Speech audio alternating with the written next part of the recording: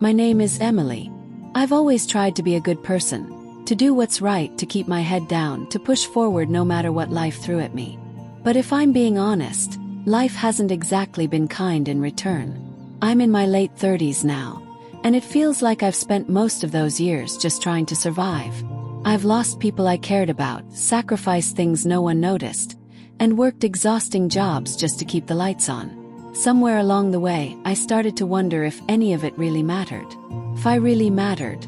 I don't think I ever stopped believing in God entirely, but I guess you could say I lost faith that He was paying attention to someone like me. Every day was the same. The alarm would jolt me awake before dawn. I'd drag myself out of bed, force down some coffee, and head to work. I managed an office at a small, forgettable company, a place where people only showed up because they had to. My boss was relentless, the deadlines endless, and no matter how hard I worked, it was never enough. Evenings were worse. I'd return to my small apartment, greeted by nothing but silence. No family waiting, no one to ask how my day was. Most nights, I'd scroll mindlessly through my phone, flipping between TV channels, trying to distract myself from the hollowness gnawing at me. But distraction could only do so much. I never told anyone how I felt. Who would want to hear it? Everyone had their own struggles. Why would mine matter? Physically, I wasn't doing great either. I'd never been the healthiest woman, but stress had been taking its toll. Random chest pains came and went, sharp enough to make me pause, but I brushed them off every time. It's just stress, I told myself. Nothing to worry about. I was wrong. That night changed everything. It was late, and I was still at the office, trying to finish a project that had been dumped on my desk last minute. By the time I left, the city was quiet, the streets nearly empty. I was exhausted, barely keeping my eyes open as I drove. All I could think about was getting home, collapsing into bed, and escaping for a few hours. Then it hit. A tightness in my chest. Sharper than before, more insistent. At first, I tried to ignore it, gripping the steering wheel tighter, willing it to pass. But it didn't. The pain spread like wildfire, radiating down my arms, crushing my ribs like a vice. My breath came in short, ragged gasps. My vision blurred. Something is really wrong. I needed to pull over, but my hands were shaking so badly I couldn't grip the wheel. My heart was pounding erratically, each beat more strained than the last. A terrifying realization crashed over me. I'm not going to make it home. The car swerved. Headlights flashed. There was a screech of tires, the jarring impact of metal crumpling, and then, nothing. Not darkness. Not silence. Just nothing. Then something shifted. I woke up, or at least I thought I did. But the moment I opened my eyes, I knew something was different. Felt weightless. No pain, no struggle, just an eerie calm. And then I saw it. Below me, resting in a ditch, was the twisted wreckage of my car. The windshield shattered, the metal frame crushed. And inside, slumped over the wheel, was me. I was staring at my own body. The realization should have sent me into a panic, but strangely, it didn't. There was no fear, no confusion, just a sense of being a passenger to something beyond my control. I watched as flashing lights appeared in the distance. People ran to the wreck, their voices urgent. Someone pulled out a phone. Another tried to pry the door open. I wanted to call out to tell them I was right here, I was fine, but I wasn't. I wasn't there. Not in my body. I was somewhere else. Everything around me began to shift, like a signal flickering in and out of tune. The sounds of the world, sirens, voices, metal scraping against pavement, began to fade. The scene blurred. Something was pulling me away. And then there was silence. Not the kind you hear in an empty room or on a quiet night. This silence was alive. It pressed against me, deep and endless, as if it was waiting. Waiting for me to notice something. That's when I saw it. Light. Not just any light. It was radiant, alive, impossible to describe. Brighter than the sun, yet soft. Warm. Inviting. It didn't just glow, it called to me. I hesitated. I didn't know what this was, where it would take me. But as the warmth spread over me, filling me with a peace I had never known. My fear melted away. This was real. And as I moved closer, I knew, deep in my soul, that stepping into that light would change everything. Forever. The warmth of the light surrounded everything around me, like an invisible embrace pulling me forward. There was no ground beneath my feet, no walls around me, yet I felt no fear. If anything, I felt weightless. The pain I had felt just moments ago, the crushing tightness in my chest, the helplessness as my body collapsed behind the wheel, it was all gone. Instead, a deep sense of calm filled me. It wasn't just relief. It was as if something had lifted a burden I didn't even realize I had been carrying. I looked around, trying to make sense of where I was. The space was unlike anything I had ever seen before. It was neither dark nor bright, but something in between, like the first moments before dawn when the world is still caught between night and day. Shapes and shadows flickered around me, shifting and reforming in ways that defied logic. And yet, none of it frightened me. What drew me in was the light ahead. It wasn't like any light I had ever known. It didn't glare or blind. It wasn't harsh or demanding. It simply existed, radiating something beyond warmth, something deeper. Love. Understanding. A presence greater than anything I had ever encountered. It was calling me. I took a step forward, though I wasn't sure if I was truly moving or if the space itself was shifting around me. The closer I came, the more I felt an overwhelming sense of familiarity, as if I had always known this place existed, even if I couldn't remember when or how. And then a voice. It wasn't loud, but it filled everything. It resonated through me, not just in my ears but deep within my soul. Emily. Name. Spoken with such tenderness, with such certainty, that it made my breath catch. There was no doubt in me about who it was. I couldn't see him yet, but I could feel him. The presence before me was so overwhelming, so immense, that it made every doubt, every fear, every question in my life seem small in comparison. I tried to speak, but words failed me. How do you address someone who already knows every thought, every moment, every secret part of your heart? I didn't need to say anything. As I moved closer, the light began to take shape. The brilliance softened, and there he was. At first, I couldn't fully comprehend what I was seeing. His presence was so radiant, so filled with power, that it felt impossible to take in all at once. But as my eyes adjusted, I saw him clearly. And in that moment I knew. Nothing in my life would ever be the same again. Jesus stood before me. His presence so overwhelming that for a moment I couldn't breathe. He wasn't like the images I had seen in paintings or church windows. He was more. There was something about him that words could never capture, something infinite yet intimate. His eyes met mine, and I felt as if he could see every part of me.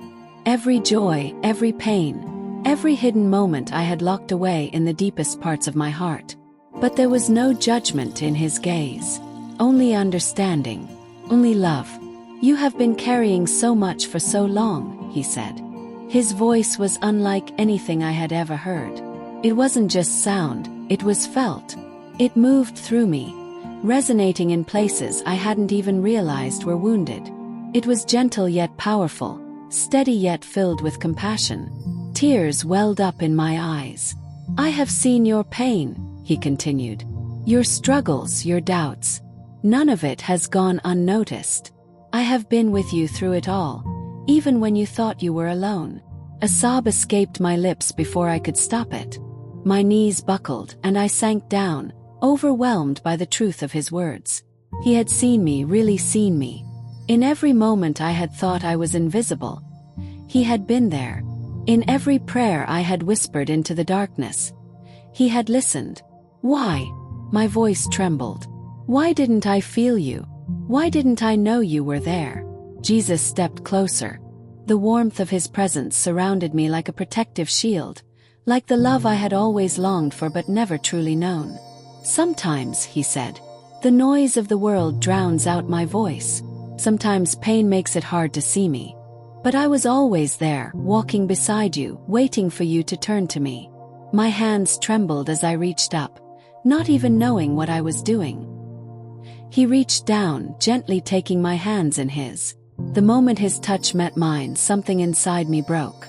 A weight I hadn't even known I was carrying lifted, and in its place, a peace so profound filled me that I couldn't help but weep. I had spent my whole life trying to be strong, to hold everything together, to prove that I was enough. And now, in his hands, I realized that I didn't have to carry it all alone. "Emily," he said, looking into my eyes with a gentleness that undid me, "there is something you need to know. Something about who you are." Confusion flickered across my face. "Who I am?" He nodded, then glanced down at my hands. I followed his gaze, and that's when I saw it. On the palm of my right hand was a faint mark. It had always been there, just a simple crease in my skin that I had never thought twice about. But now, under his gaze, it felt different, felt significant. "This mark," he said, "is not an accident. It is not random. It is a sign, a reminder of the purpose I have placed within you." I stared at my hand, my mind racing. "Purpose? Me?" Jesus smiled, as if he could hear every thought running through my head. "Your life has meaning far beyond what you have seen so far," he continued. "This mark is a symbol of the calling I have placed on you, a calling to be a light in the lives of others, to show them the love and hope that comes from me." I shook my head, overwhelmed. "But I'm just me," I whispered. "I've made mistakes. I've doubted. I've turned away. How could I be someone you've chosen for something like this?" Jesus didn't look disappointed. He didn't shake his head in frustration. He simply smiled again, his eyes filled with reassurance. "It's not about being perfect, Emily. It's about being willing. You don't have to have all the answers. You don't have to do it on your own. All I ask is that you trust me and take the first step." I looked down at the mark on my hand again, seeing it in a new light. It wasn't just a crease in my skin. It wasn't insignificant. It was a part of me, a part of who I had always been. And for the first time in my life, I realized that maybe, just maybe, I had never been as alone as I thought I was. Jesus held my gaze, and the warmth of his presence filled me with a sense of peace I had never known before. But there was something else, something deeper. "There is more I need to show you," he said. Before I could respond, the space around us began to shift. It was as if the air itself had turned to liquid, moving and changing before my eyes. Suddenly, scenes from my life began to appear all around us, like windows opening into moments I had long forgotten. The first vision was of me sitting in a coffee shop years ago. I recognized the moment instantly. I had been talking to a friend who had just gone through a painful breakup. I remembered how heartbroken she had been, how lost. I had done my best to comfort her, offering words of encouragement, telling her she wasn't alone. I had always thought it was just a conversation, nothing more. But now, as I watched, I saw something I hadn't noticed before. I saw the way my words changed her. A flicker of hope appeared in her eyes. A tiny ember of strength rekindled. Jesus turned to me. "You didn't know it at the time, but your kindness that day planted a seed in her heart. That seed grew, giving her the strength to keep going." The scene faded, replaced by another. This time I saw myself at work, helping a coworker who had been overwhelmed by a tight deadline. I had stayed late that night to help her, even though I hadn't needed to. Again, I had thought nothing of it. But now I saw how the tension in her shoulders had eased, how the weight of her stress had lifted, if only for a little while. "You have made more of an impact than you realize," Jesus said. "Every act of kindness, every choice to love, every moment of faith, it all matters." Then the visions shifted again. This time they weren't comforting. I saw moments when I had been so consumed by my own struggles that I had missed opportunities to help others. I saw a woman crying on the subway, and I remembered the way I had noticed her but said nothing. I saw my neighbor struggling with groceries, but I had been too tired to offer help.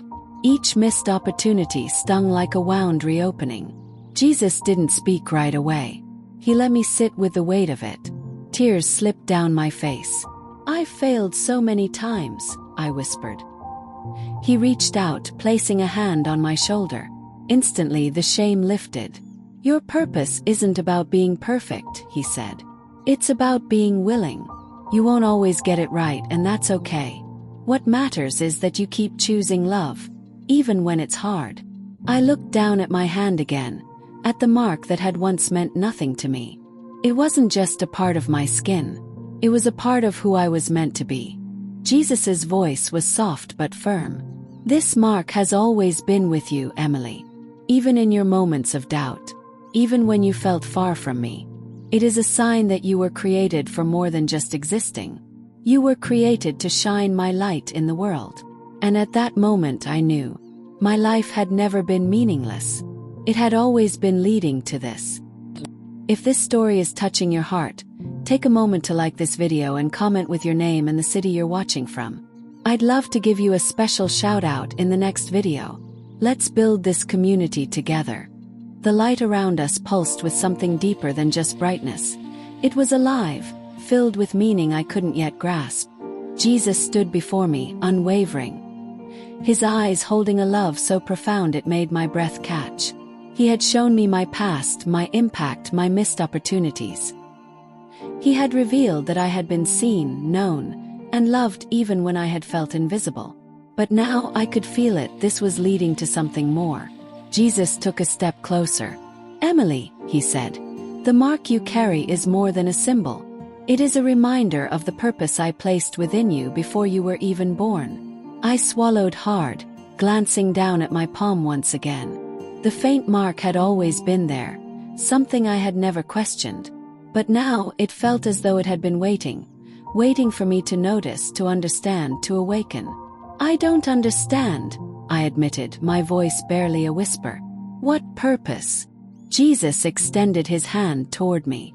In that moment, the light around us shifted, and new images began to appear, not of my past, but of something else entirely.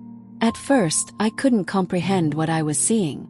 Faces, so many faces, people I didn't recognize, yet I felt an unexplainable connection to them. Some were smiling, their eyes filled with warmth. Others were burdened, weighed down by unseen struggles.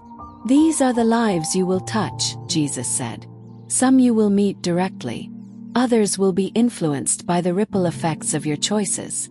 Every act of love, every word of encouragement, every moment of faith, it all matters. A wave of emotion crashed over me.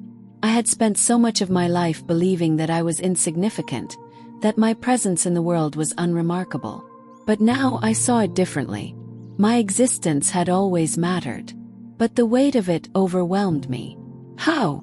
I asked, my voice trembling. How am I supposed to do this? I don't even know where to begin. Jesus' smile was patient, filled with reassurance. You start by trusting me. You start by living each day with love and intention. The path will unfold as you walk it. I looked back at the images, my heart pounding. The idea that I could impact others in such a profound way felt impossible. But what if I fail? I whispered. Jesus reached out, placing his hand over mine. You are not alone, Emily, he said gently. You never were, and you never will be. I will be with you every step of the way. His words settled deep into my heart, like seeds planted in soil that had been barren for far too long. I had been waiting for a purpose, and now it had been given to me. The light around us swirled, shifting into something even more radiant.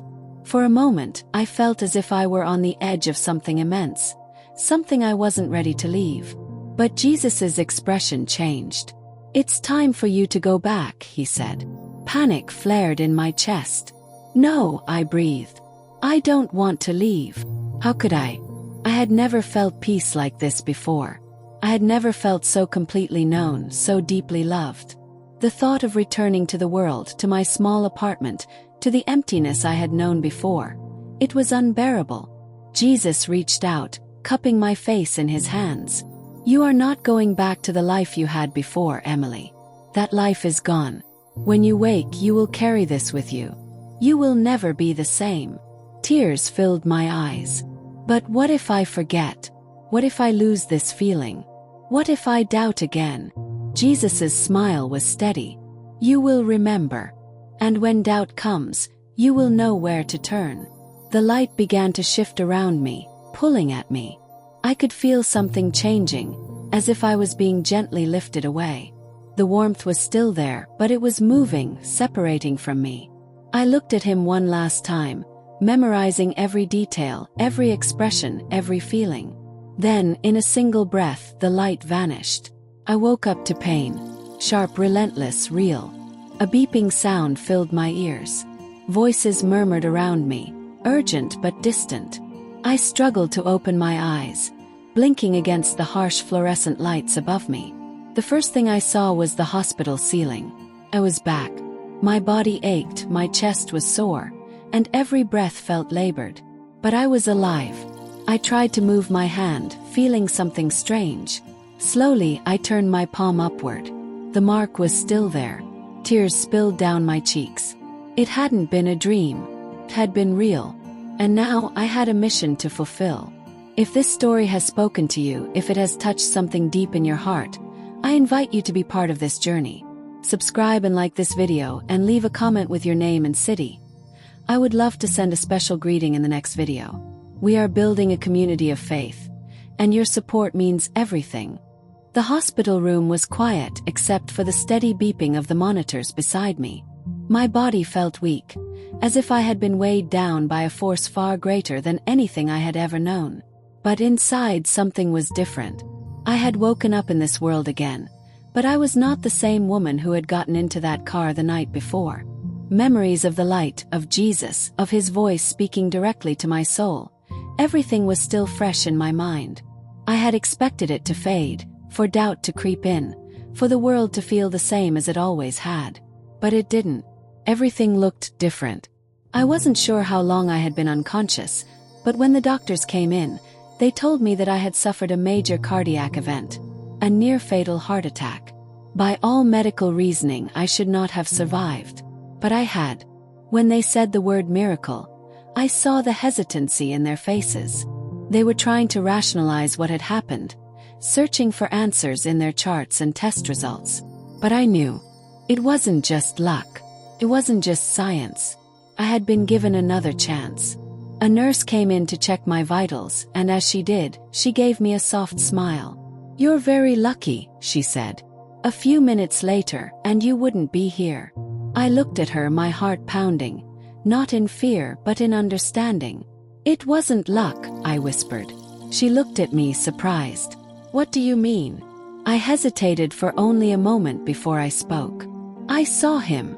The words felt strange coming out of my mouth, but they were the truth. I had spent my life keeping my emotions locked away, never wanting to burden anyone with my struggles. But this wasn't something I could keep to myself. The nurse's expression changed. She didn't laugh, didn't dismiss me. Instead, she pulled up a chair beside my bed. "Tell me," she said. So I did. I told her everything. The light, the warmth, the overwhelming sense of peace. I told her about Jesus, about the mark on my hand, about the mission he had given me. I spoke of how he had shown me my past, my impact, and the lives I was meant to touch. By the time I finished, there were tears in her eyes. "My grandmother used to tell me stories like this," she whispered. "I always believed, but hearing you say it, it makes it feel more real." "It is real," I said. The nurse nodded, squeezing my hand before standing up. "I think you were brought back for a reason, Emily. I already knew that, but now I had to figure out how to live it." The days that followed were a blur of tests, checkups, and medical explanations that never quite added up to what had truly happened to me. When I was finally discharged, stepping out of the hospital and into the real world felt surreal. The city looked the same. The people rushing past me, lost in their own worries and distractions, hadn't changed. But I had. I wasn't sure where to begin. How do you step into a purpose that feels so much bigger than yourself? For the first few days, I kept my experience to myself. Not because I doubted it, but because I wasn't sure how people would react. Would they think I was crazy? Would they believe me? The first person I told was my best friend, Sarah. We sat in my apartment drinking tea, and she could tell something was different about me before I even said a word. "You're not the same," she said, studying me. "What happened?" I took a deep breath. And then I told her everything. At first she didn't speak. She just stared at me, her expression unreadable. But then something softened in her eyes. "I don't know what to say," she admitted. "I mean, I believe in God, but this? I wouldn't have believed it either," I said. "Until it happened." She shook her head, as if trying to process it all. "So what now? What do you do with this?" That was the question, wasn't it? I didn't have an exact answer. All I knew was that I couldn't go back to the way things had been before. "I think I have to share it," I said finally. "Not just with you but with others. If Jesus brought me back for a reason, I can't keep that reason to myself." Sarah nodded slowly. "Then do it." And so I did. First I started small. I shared my story with a few close friends. Some listened with open hearts. Others reacted with skepticism, which I had expected. But every time I told it, something stirred inside me. One day, I was invited to speak at a small church gathering. I stood in front of a group of people, my hands trembling slightly as I looked at them. What if they didn't believe me? What if they thought I was making it up? But then I remembered Jesus's words. It's not about being perfect. It's about being willing. So I took a deep breath. And I spoke. I told them about the emptiness I had felt, the moment I thought my life was over, and the incredible love that had met me in the light. I told them that Jesus had not forgotten me, and that he had not forgotten them either. When I finished, an older woman in the front row wiped tears from her eyes. "Thank you," she said softly. "I've been struggling with my faith. I needed to hear this." In that moment I knew. This was my mission. Not to convince everyone. Not to have all the answers. But to share what I had seen, what I had felt, what I now knew to be true. And maybe, just maybe, in doing that I could bring light to others the same way it had been given to me. If you've made it this far, I want to invite you to keep going. There is more to this journey, and I believe the next step could be life-changing for you. Click on the next video, it's waiting for you.